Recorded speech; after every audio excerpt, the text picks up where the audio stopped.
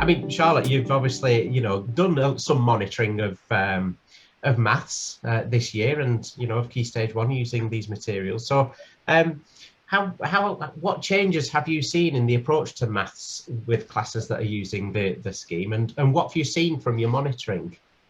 Yeah, so it's been, as always, really interesting to look at the work that's been going on across the school. I will say that since the inception or birth of the Lancashire Maths CD, we have always really taught maths across the whole school pre the Red Rose Mastery, by emphasising the importance of reasoning, using and applying problem solving, and arithmetic and calculations we sort of took out of the maths lesson really and taught that separately, so that we could really use that as the main focus of our maths lessons. So we've always promoted that concept here, and that had a massive impact. Going back to using when we first started using the planning CD, almost within that first year we saw a huge impact on standards in maths. So we had a really good foundation to spring from really when introducing the Red Rose Mastery.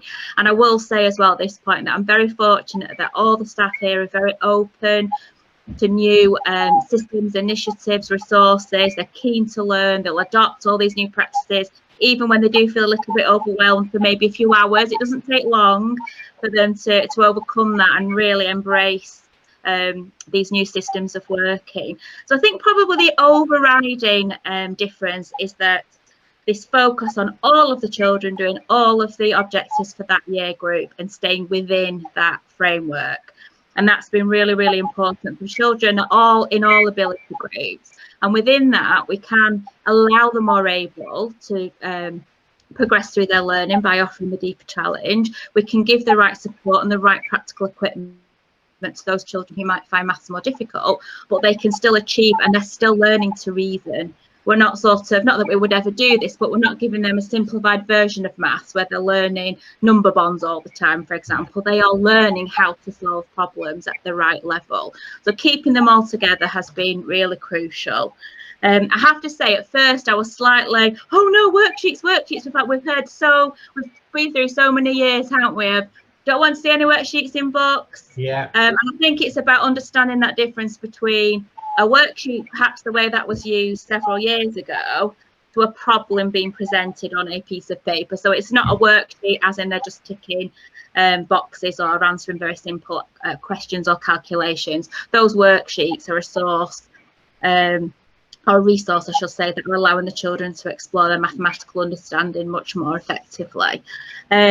Consistency, so in terms of, we've always worked towards having a very consistent approach to teaching maths, but I think this really nails it, because going back to what Charlotte and Beth were saying about how the questions are phrased, using that correct terminology, questioning in different ways, the variation to get the children to explore their thinking, having that really consistent approach across, now we have across a key stage, and we're lucky that we're going to have year 3 and year 4 going next year, so we'll have the whole school up to mid key stage 2.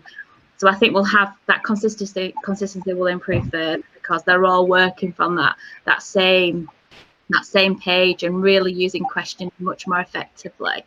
I will refer back to online learning because I think it was transformational. You couldn't have timed it better, really, in terms of, as if you knew we were going to need this amazing resource during lockdown and schools closing, because it just made maths a dream to teach.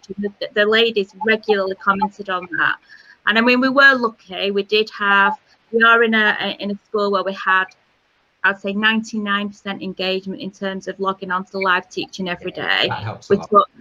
It helps a lot. We had children who have got the ability to stay focused and concentrate in front of that, that laptop for those lessons. We have supportive parents who prepared the resources. So I know that not all schools would have been in that position, and we accept that. However, for our school, we were lucky that we were able to access that level of support. So it was a dream to use during lockdown, and makes us much less work. Not that we want another one, of course.